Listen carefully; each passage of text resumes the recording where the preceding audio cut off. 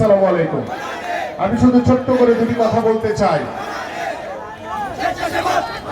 গত 5ই আগস্টে পরবর্তীতে গত 17 বছর যখন বাংলাদেশে আমরা বিএনপির ভারপ্রাপ্ত চেয়ারম্যান জনাব তারেক রহমানের নেতৃত্বে এই স্বৈরাচার শেখ হাসিনার পতনের লক্ষ্যে আমরা যে আন্দোলন করেছি, সংগ্রাম করেছি, আমাদের বহু ভাইদেরকে গুম করা হয়েছে, আমাদের বহু ভাইদেরকে হত্যা করা হয়েছে, আমাদের বহু ভাইরা এখন পর্যন্ত বন্ধুত্ব বরণ করে অসহায় জীবন যাপন করছে। আজকে গত 5ই আগস্টে পূর্বে যখন জুলাই আগস্টে যে গণঅভ্যুত্থান হয়েছে, সেই গণঅভ্যুত্থানে বাংলাদেশের আপামর সাধারণ মানুষ এবং বাংলাদেশ জাতীয়তাবাদী দলের সকল পর্যায়ের নেতৃবৃন্দ রাজপথে থেকে এই স্বৈরাচার শেখ হাসিনার পতন ঘটিয়েছিল এবং তারই ফলশ্রুতিতে 5ই আগস্টের পরে বাংলাদেশে যখন একটি অন্তর্বর্তীকালীন সরকার শপথ গ্রহণ করেছিল এবং আমরা বাংলাদেশ জাতীয়তাবাদী দল বিএনপি সে অন্তর্বর্তীকালীন সরকারকে সমর্থন জানিয়েছি, এদেশের সাধারণ মানুষ সমর্থন জানিয়েছে।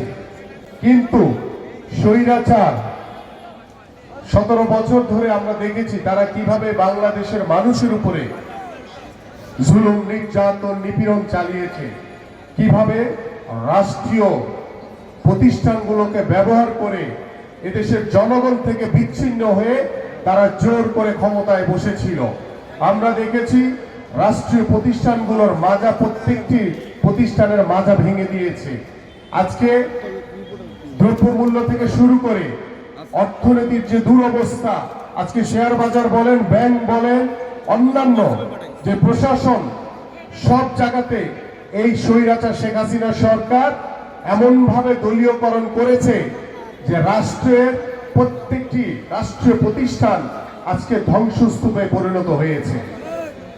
সেই ধ্বংসস্তূপ থেকে বাংলাদেশকে আবার নতুন একটি উচ্চ জায়গায় তুলে ধরার জন্য আমাদের মাননীয় ভারপ্রাপ্ত চেয়ারম্যান জনাব তারেক রহমান 31 দফার একটি রূপরেখা দিয়েছেন। সেই রাষ্ট্র মেরামতের এটি কিন্তু গত 2 বছর আগেই দিয়েছেন।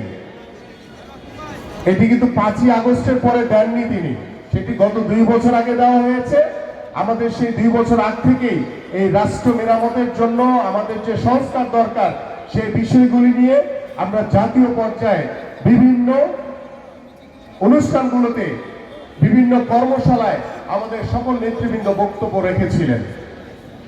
আজকে 5ই আগস্টের পরে যখন রাষ্ট্র সংস্কার জরুরি হয়ে পড়েছে, ঠিক তখনই কিছু ষড়যন্ত্রকারী যারা এখনো আওয়ামী লীগের দোসর হিসেবে বিভিন্ন রাষ্ট্রীয় প্রতিষ্ঠানগুলোতে কাজ করছেন, সংবাদপত্রে কাজ করছেন, তারা কিন্তু বিভিন্নভাবে এই যে ভারতীয় যে আগ্রাসী যে মিডিয়া, মিথ্যাচারের মাধ্যমে তাদেরকে উস্কে দেওয়ার চেষ্টা করছে।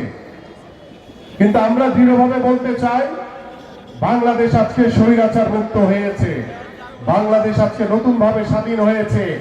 এই বাংলাদেশে আর কোন ষড়যন্ত্রকারী, কোন স্বৈরাচারের স্থান হবে না ইনশাআল্লাহ। বাংলাদেশে আর কোন স্বৈরাচারের জন্ম হবে না, কারণ বাংলাদেশের মানুষ এখন অনেক সচেতন।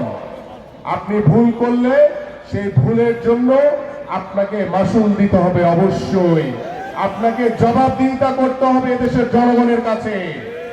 আমরা আশা করি এই অন্তর্বর্তীকালীন সরকার, তাদের কাছে আমাদের যে আহ্বান, আপনারা সেই আওয়ামী লীগের যে দোসররা এখনো বিভিন্ন আনাচে কানাচে ঘুরে বেড়াচ্ছে, বিভিন্ন রাষ্ট্রীয় প্রতিষ্ঠানে বসে আছে, তাদেরকে নির্মূল করেন, তাদেরকে আইনের আওতায় এনে তাদের বিচার করেন। কারণ বাংলাদেশের জনগণ কিন্তু সবকিছু দেখছে, সবকিছু বুঝে এবং তারা কিন্তু সবকিছু সিদ্ধান্ত নিতে পারে। এই কারণে আপনাদের প্রতি যে দেশের মানুষের সমর্থন রয়েছে, আমাদের সমর্থন রয়েছে, আমরা আশা করেছিলাম যে আপনারা আরো দ্রুত সময়ের ভিতরে এই আওয়ামী লীগের স্বৈরাচারদের নির্মূল করবেন।